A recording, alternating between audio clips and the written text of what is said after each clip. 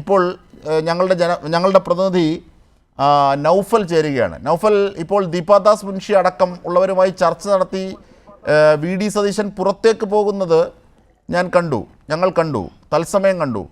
ഈ ദിവസങ്ങളിലൊന്നും വി.ഡി. സതീശനിൽ കാണാത്ത ഒരു മുഖഭാവം അല്ലെങ്കിൽ ശരീരഭാഷ അവിടെ ഉണ്ടായിരുന്നു, ഒരു അസ്വസ്ഥതയുടെ. കാരണം ഇവിടെ എ സജീവനും എം ജയചന്ദ്രനും ഒക്കെ നിരീക്ഷിക്കുകയായിരുന്നു.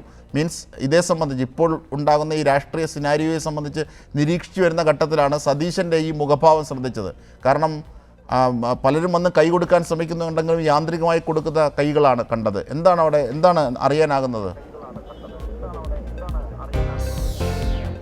ജിംഷാദ് സൂചിപ്പിച്ചതുപോലെ തന്നെ UDFിൻ്റെ മന്ത്രിസഭയിലേക്കുള്ള ചർച്ച ഇന്ന് പൂർത്തിയാകുമെന്നാണ് നേരത്തെ മനസ്സിലാക്കിയത് അല്ലെങ്കിൽ അറിയിച്ചത്. പക്ഷേ ഇന്നും നേരത്തെ ലീഗിൻ്റെ നേതാവായിട്ടുള്ള PK കുഞ്ഞാലിക്കുട്ടി അടക്കം പറഞ്ഞത് നാളെയും ചർച്ച തുടരും എന്ന് തന്നെയാണ്. അതിനർത്ഥം PJ ജോസഫ് അടക്കം നേരത്തെ നമ്മളുമായി സംസാരിച്ചപ്പോൾ പറഞ്ഞത് കേരള കോൺഗ്രസ് ജോസഫ് വിഭാഗം 2 മന്ത്രിസ്ഥാനം എന്ന രീതിയിൽ ഉറച്ചു നിൽക്കുകയാണ്. യാതൊരു തരത്തിലും അവർ പിന്നോട്ട് പോകുന്നില്ല.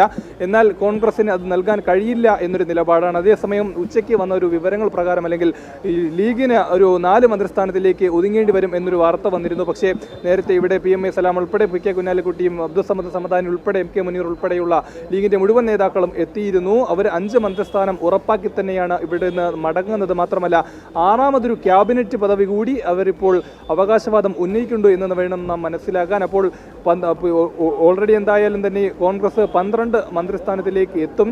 അപ്പോൾ ഇപ്പോൾ ലീഗിന് 5 മന്ത്രിസ്ഥാനം കൊടുക്കുമ്പോൾ രമേശ് ചെന്നിത്തല മുന്നോട്ട് വെച്ച അൻവർ സാദത്തിനെ മന്ത്രിയാക്കാൻ കഴിയില്ല എന്നൊരു ഇതുകൂടി വരുന്നുണ്ട്. കാര്യം മുസ്ലിം സമുദായത്തിൽ നിന്നാണ്, അല്ലെങ്കിൽ മുസ്ലിമായ ഒരാളെ മന്ത്രിസഭയിലേക്ക് ഉൾപ്പെടുത്തുമ്പോൾ ലീഗിൻ്റെ 5 മന്ത്രിമാർ വരുമ്പോൾ ഇപ്പുറത്ത് അൻവർ സാദത്തും ഷാനിമോൾ ഉസ്മാനും ഉൾപ്പെടെയുള്ളവർ വരുമ്പോൾ അവിടെ ആ ഒരു സമുദായത്തിൻ്റെ പ്രാതിനിധ്യം കൂടും എന്നൊരു ഇത് അവരുടെ മുന്നിൽ നിൽപ്പുണ്ട്. അങ്ങനെയാണെങ്കിൽ വയനാട്ടിൽ നിന്നുള്ള IC ബാലകൃഷ്ണനാണ് അൻവർ സാദത്തിന് പകരം പരിഗണിക്കുന്നത്. മാത്രമല്ല CP ജോൺ ഉൾപ്പെടെയുള്ളവർ ഇവിടെ ഉണ്ടായിരുന്നു. ഇപ്പോഴാണ് അദ്ദേഹം പുറത്തേക്ക് പോയത്. മാണി സി കാപ്പൻ ഉൾപ്പെടെ ഇപ്പോൾ നിലവിലകത്തുണ്ട്. മാണി സി കാപ്പനും അനൂപ് ജേക്കബിനും നിലവിൽ ടേം വ്യവസ്ഥയിൽ മന്ത്രിസ്ഥാനം ഒരു പങ്കുവെക്കുന്ന ഒരു സ്ഥിതിയിലേക്കാണ് മാറുന്നത്.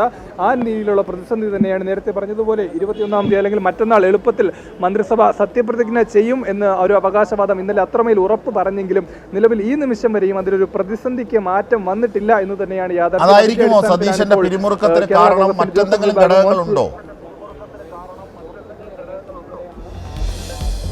അതുതന്നെയാണ്. അതായത് കേരള കോൺഗ്രസ് വന്നിട്ട് 2 മന്ത്രിസ്ഥാനത്തിൽ അവർ ഉറച്ചു നിൽക്കുകയാണ്. അതേസമയം ലീഗ് അവരുടെ 5 മന്ത്രിസ്ഥാനത്തിൽ